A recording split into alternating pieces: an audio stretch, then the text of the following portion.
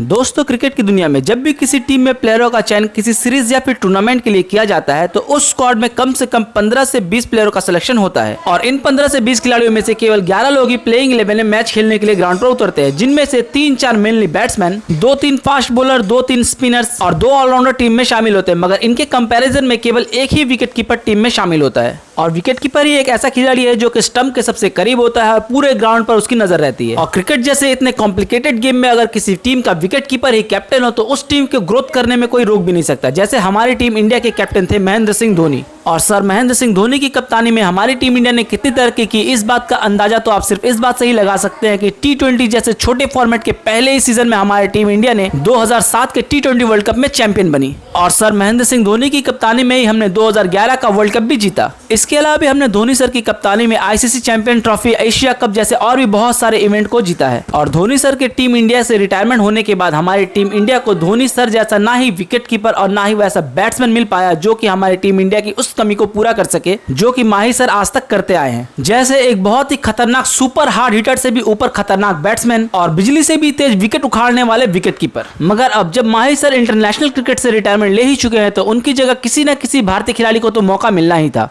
और हमारे इस लिस्ट पर नंबर 1 पर आते हैं ऋषभ पंत। दोस्तों ऋषभ पंत हमारी टीम इंडिया की फर्स्ट चॉइस है और इसके पीछे रीजन यह है कि उन्होंने आईपीएल में इतनी शानदार परफॉर्मेंस दी है जिनमें अभी तक कोई भी विकेट कीपर वैसा परफॉर्मेंस नहीं दे पाया है। और बात करें इनके आईपीएल में सेंचुरीज और हाफ सेंचुरीज की तो इन्होंने आईपीएल में 1 सेंचुरी और 15 हाफ सेंचुरीज लगाई है जिसमें इनका हाईएस्ट स्कोर 128 रनों का है। मगर दोस्तों ऋषभ पंत जितने ही शानदार खिलाड़ी है उतनी अच्छी परफॉर्मेंस वो अपनी टीम इंडिया को दे नहीं पा रहे। वनडे गेम में तो ऋषभ पंत ठीक ठाक बैटिंग कर ही लेते हैं मगर T20 जैसे छोटे फॉर्मेट में ऋषभ पंत जितनी ताबड़तोड़ बैटिंग के लिए जाने जाते हैं उतना अच्छा स्कोर वो कर नहीं पा रहे। और बात करें ऋषभ पंत के 2022 में खेले गए T20 करियर की तो उन्होंने अभी तक 2022 में 17 T20 मैचेस खेले हैं जिसमें उन्होंने केवल 26 की एवरेज से 338 रन बनाए हैं 136 के स्ट्राइक रेट से और उनका हाईएस्ट स्कोर 52 रनों का है और उन्होंने 2022 में केवल एक ही हाफ सेंचुरी लगाई है। तो दोस्तों अब हम लोग जान लेते हैं हमारी लिस्ट पर दूसरे नंबर पे मौजूद खिलाड़ी के बारे में जो कि लेफ्ट हैंडेड बैट्समैन ही है। इनका नाम है ईशान किशन। दोस्तों आप में से बहुत लोग नहीं जानते होंगे कि ईशान किशन और ऋषभ पंत इन दोनों ही बेहतरीन खिलाड़ियों ने एक साथ ही अंडर 19 का वर्ल्ड कप खेला है और ऋषभ पंत ईशान किशन की कप्तानी में उस वर्ल्ड कप में खेले थे। मगर ईशान किशन से पहले ऋषभ पंत ने टीम इंडिया का दरवाजा खटखटाया क्योंकि आईपीएल में ईशान किशन को स्टार्टिंग के दौर पे उतने मौके दिए नहीं जा रहे थे। मगर पिछले साल मुंबई इंडियंस की तरफ से खेलते हुए ईशान किशन ने इतनी ताबड़तोड़ और शानदार बैटिंग की जिसकी वजह से मुंबई इंडियंस ने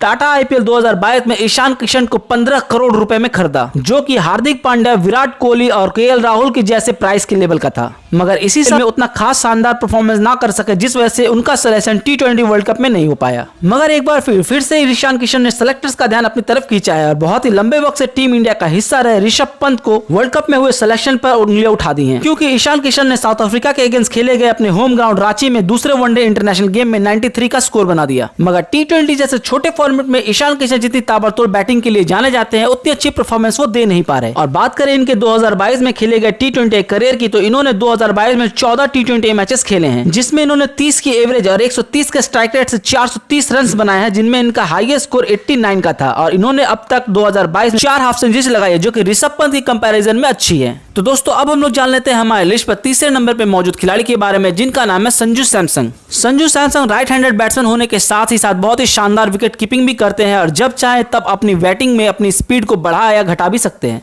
दोस्तों संजू सैमसन कितने शानदार खिलाड़ी हैं इस बात का अंदाजा तो आप इस बात से भी लगा सकते हैं कि आईपीएल जैसे इतने बड़े इवेंट पे संजू सैमसन राजस्थान रॉयल्स की तरफ से हमें कप्तानी करते हुए भी नजर आते हैं। इसके अलावा राजस्थान रॉयल्स की तरफ से संजू सैमसन आईपीएल में सबसे ज्यादा रन करने वाले खिलाड़ी भी हर साल बनते हैं। मगर इस साल टाटा आईपीएल में उनके ही पार्टनर जॉश बटलर ने उनका रिकॉर्ड तोड़ दिया और इस साल जॉश बटलर टाटा आईपीएल के सबसे हाईएस्ट रन टेकर बने। दोस्तों क्रिकेट की दुनिया में संजू सैमसन विराट कोहली, रोहित शर्मा और केएल राहुल की तरह उतने फेमस तो नहीं है मगर उतने कम भी नहीं है कि उन्हें कोई जानता ही ना हो। और संजू सैमसन को उनके टैलेंट के हिसाब से टीम इंडिया में उतने मौके मिले ही नहीं क्योंकि संजू सैमसन एक राइट हैंडेड बैट्समैन है और हमारी टीम इंडिया को युवराज सिंह, सुरेश रैना और शिखर धवन जैसे खिलाड़ियों के हटने के बाद एक लेफ्ट हैंडेड बैट्समैन की बहुत ही ज्यादा जरूरत है और यही रीजन है कि ऋषभ पंत और ईशान किशन जैसे खिलाड़ियों को ज्यादा मौका दिया जा रहा है एक्सेप्ट टू संजू सैमसन। और दोस्तों बात करें 2022 में मिले गए संजू सैमसन को टीम इंडिया में मौकों की तो जहां ईशान किशन को T20 में 19 मैचेस और ऋषभ पंत को 17 मैचेस खेलने का मौका मिला तो वहीं संजू सैमसन को केवल T20 में 5 मैचेस मिले और वनडे में 6 मैचेस। अगर इन दोनों ही फॉर्मेट को अगर हम जोड़ भी देते हैं तो दोनों फॉर्मेट को जोड़कर भी इनका टोटल मैचेस 11 का ही होता है। संजू सैमसन ने T20 जैसे छोटे फॉर्मेट में 2022 में टीम इंडिया के लिए केवल 5 मैचेस खेले, जिनमें उन्होंने 158 की स्ट्राइक रेट और 44 के एवरेज से 179 रन बनाए हैं, जिसमें इनका हाईएस्ट स्कोर 77 का था। और ईशान किशन और ऋषभ पंत के बैटिंग एवरेज से इनका बैटिंग एवरेज सबसे ज्यादा है। और बात करें इनके वनडे इंटरनेशनल गेम की तो 6 मैचेस में इन्होंने 216 रन बनाए हैं 72 की एवरेज और 131 के स्ट्राइक रेट से।